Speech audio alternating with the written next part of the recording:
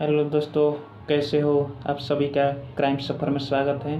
तो क्राइम सफ़र में जो आज की घटना है बहुत ही दर्दनाक है कि ये घटना है जो उत्तराखंड देहरादून की है कि जहाँ पर एक परिवार रहता है और किस तरह से उसमें घटना होती है।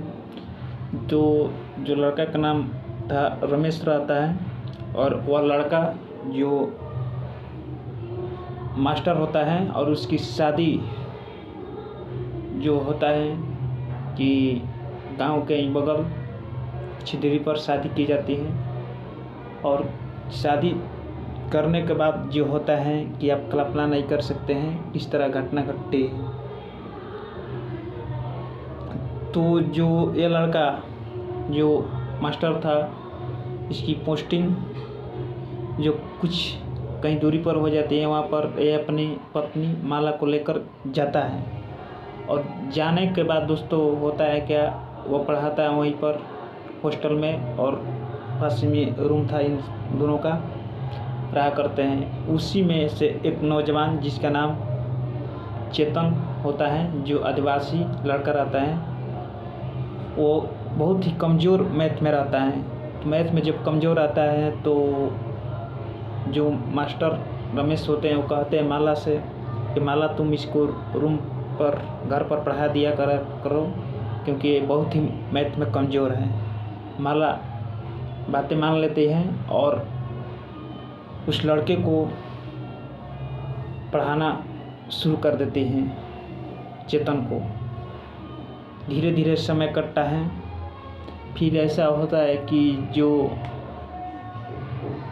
माला होती हैं जो इसका प्यार का जो भरपूर आनंद नहीं ले पाती हैं क्योंकि इनका एज और माला के एज और इसका पति के एज में बहुत कहीं फ़र्क था, 10-12 साल का करीब, जिससे वह इस बात को किस तरह से कहे और उसका जो मन को आत्मा को सेक्सुअल हरास से शांति नहीं मिल पाता है। इस कारण वह मन ही मन उस लड़के चेतन को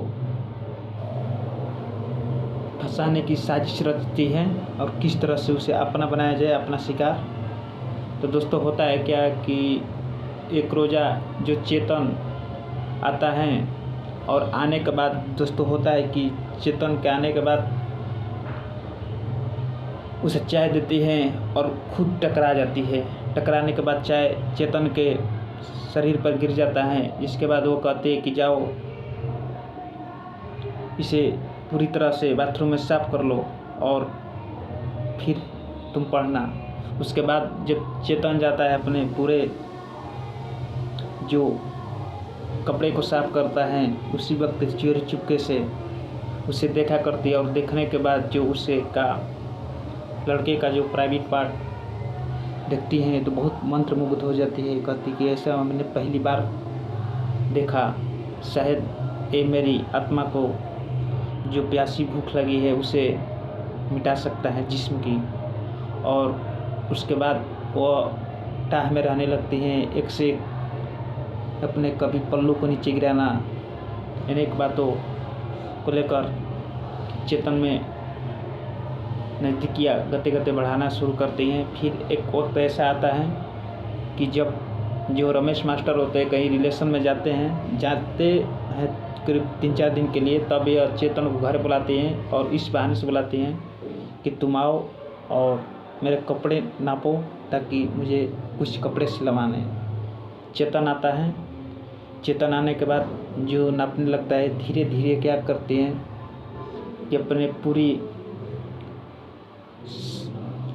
साड़ी समीज जो होता है बदन के नीचे उतार देती हैं और फिर चेतन का भी फिर कहती है अब मैं तुम्हारा नापूंगी और धीरे धीरे उसके बदन को सहलाने लगती हैं। सहलाने के बाद नौजवान चेतन आदिवासी हट्टा कट्टा लड़का वह उसकी बातों को किस तरह से कहे, वो शर्म के मारे मुड़ी नीचे झुका रखता है। फिर उसके बाद धीरे धीरे कहानी आगे बढ़ती है और एक दूसरे पर दोनों कूद पड़ते हैं और पूरी तरह से जो संबंध होता है फिजिकली शारीरिक संबंध बनाते हैं, और जिससे माला को आत्मा को जो जिस्म की भूख लगी थी उसे तृप्ति प्राप्त होती है। मानो कि जैसा कि कोई फलों वर्षों पका हो, उसे कोई खाकर अपना जीवन का अमृत फल समझता हो, और भूखे प्यासे राहगीर की भांति उस पर जो अधवाशय लड़के के ऊपर टूट पड़ती है माला, और अपने जवानी की माजा लेती हैं, और वो भी चेतन भी। उसके बाद दोनों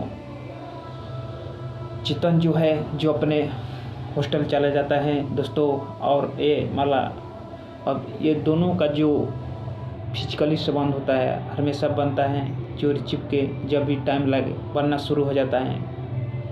और उसके बाद होता है कि दोस्तों जो ये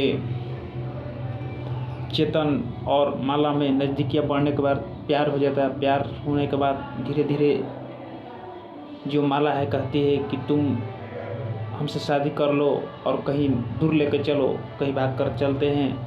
पर चेतन नौजवान लड़का कहता है कि कैसा संभव है, मेरे पास तो पढ़ने के अलावा और कोई विकल्प नहीं है, हम एक गरीब परिवार से हैं, मेरे पास उतने पैसे नहीं है। फिर जो माला है दोस्तों एक साजिश रचती है। साजिश रचने में उसमें पूरी तरह से माला माहिर होती है और उसमें चेतन का भी हाथ होता है।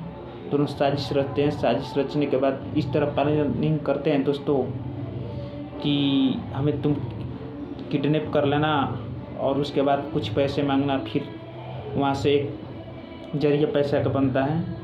और इसी तरह से वो अपने घर जाने के लिए कहती हैं माला और जाती हैं, और फिर उधर से कॉल आता है कि आप इतना पैसा दे दीजिए वरना मैं आपकी औरत का गला घोंटकर मृत्यु कर दूंगा, अन्यथा पैसा, और पुलिस को भी खबर ना दें। दोस्तों होता है क्या, जो रमेश मास्टर होता है सहम जाता है और वो अपनी औरत से इतना हद से ज़्यादा प्यार करता है था कि उसके बिना वो रह नहीं पाता। पर वो क्या जाने कि पीछे पीछे क्या हो रहा है। वो इस चाह में करीब 5 लाख रुपया अकाउंट पे देता है वरना पुलिस के कहे हुए। उसके बाद उसकी औरत आती है। फिर कुछ दिन के बाद होता है प्लानिंग के अनुसार, और वह फिर घर जाने की बातें करती हैं और वह जाती हैं, और उसके बाद वो कभी आती नहीं है। तब फिर उनके घर से जो फ़ोन आता है कि कैसी है, पहुंची क्या नहीं। फिर उसके बाद जो इसको जो पता चलता है रमेश मास्टर को कि वो तक नहीं पहुंची, आखिर है तो कहाँ। फिर गुमशुदगी का जो एक रिपोर्ट दर्ज कराई जाती है। रिपोर्ट दर्ज कराने के बाद जो ये दोनों हैं चेतन और माला, दोनों भागकर नागपुर जाकर ऐशो आराम से जिंदगी काटते हैं। इसी बीच होता है क्या दोस्तों कि जो पैसा तो था जो ख़त्म हो जाता है। ख़त्म होने के बाद ये रोजगार की तलाश में कहीं फैक्ट्री में काम करने लगता है चेतन, और जो माला है घर पर रहा करती हैं। धीरे धीरे माला का मन जो आसपास के लड़के थे उसी में से एक लड़का दिलीप से इसका दिल दे बैठती है अपना, और उससे मोहब्बत करने लगती हैं। फिर इस बात को जब पता चेतन को चलता है, चेतन उसे छोड़ने की धमकी देता है और अनेक बातें बोलता है। उसके बाद यह दिलीप के साथ साजिश रचती है और चेतन की मौत की घाट उतारकर वहीं की आसपास के जंगलों में फेंक देती हैं। वहाँ पर फेंकने के बाद जो नागपुर होता है वहाँ के पुलिस को ये बात को भनक लगती है। पुलिस लाश को कब्जे में लेती है। कब्जे में लेने के बाद दोस्तों जो होता है कि उसका जो पूरा थी कि किस तरह से किसका है, पूरा शहर में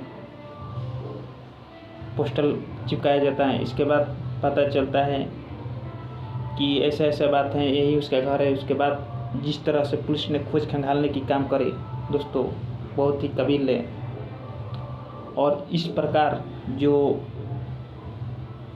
उसके घर पर जाया जाता है तो माला नहीं थी, ताला लगा हुआ था। आसपास के लड़कों से पूछताछ किया गया, फिर उस फैक्ट्री का पता चला जिस पर चेतन जहाँ पर काम करता था, वहाँ से चेतन का नंबर मिलता है और उस नंबर के सहारे और उसके रिकॉर्ड के सहारे माला को पकड़ा जाता है।